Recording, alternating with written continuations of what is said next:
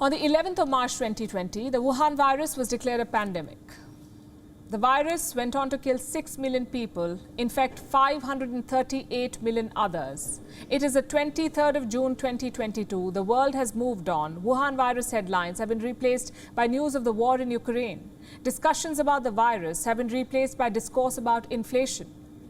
We've got ourselves jabbed once, twice, thrice, even 4 times in some countries. And we've assumed that the story is over, except that it's not. The curse called COVID lives on. Have you heard of any unexplained death around you? Maybe someone in his early 30s suddenly died of a heart attack, or a completely healthy person suddenly had a stroke. That may be the result of COVID. The Wuhan virus has changed our body in ways we could have never imagined. It has damaged our lungs. It has left our heart weak. If you've had the Wuhan virus, chances are you too may have become more vulnerable to heart problems. A group of researchers recently studied US veterans who had recovered from COVID, and they found that these veterans showed a stark increase in 20 cardiovascular problems, 20 heart problems. They were 72% more likely to have heart failures compared to those who did not have COVID. They were also 52% more likely to have a stroke. This is just one of the many ways in which the Wuhan virus continues to hurt our body. Here's another. It's called long COVID. 1 in 5 adults who had COVID has symptoms of long COVID. Children who've had COVID have symptoms running into 2 months.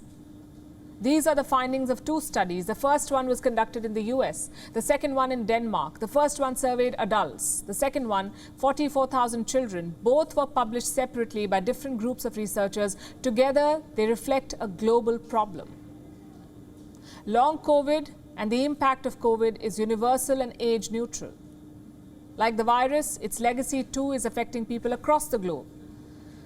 If we are to consider the 1 in 5 ratio, it means a fifth of the 538 million people who were infected are today suffering from long COVID. 1/5 of them.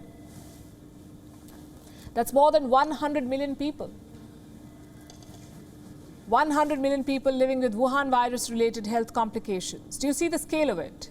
It's a new pandemic in itself. The question is, are you a victim? Are you suffering from long COVID or COVID-related complications? What kind of risks do you face?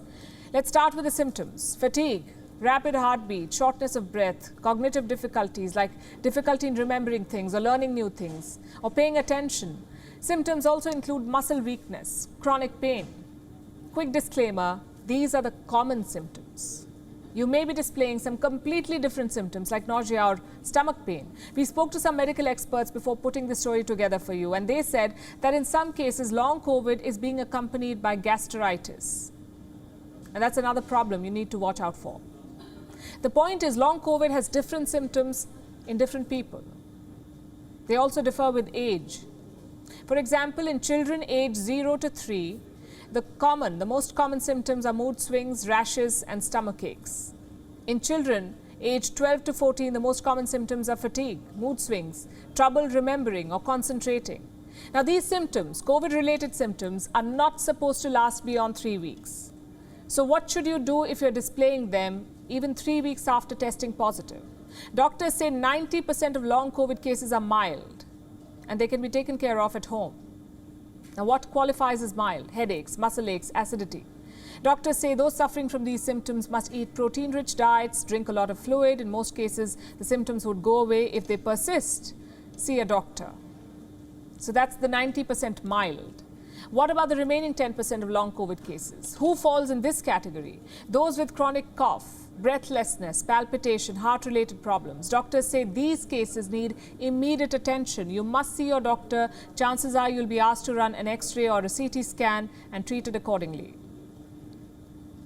Now, here's something to remember.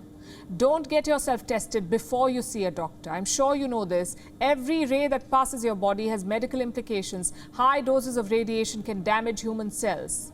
It can lead to skin burn, hair loss, make you more vulnerable to cancer. So repeated radiation can do more harm than good.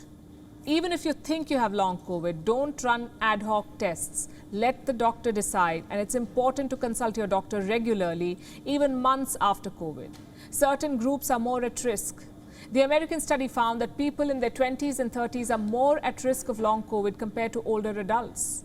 Women are more likely to have it than men. In the US, for example, 9.4% of the adult women showed symptoms. That's almost a tenth of the adult female population of America. What about men? 5.5% of them had symptoms. So don't take it lightly.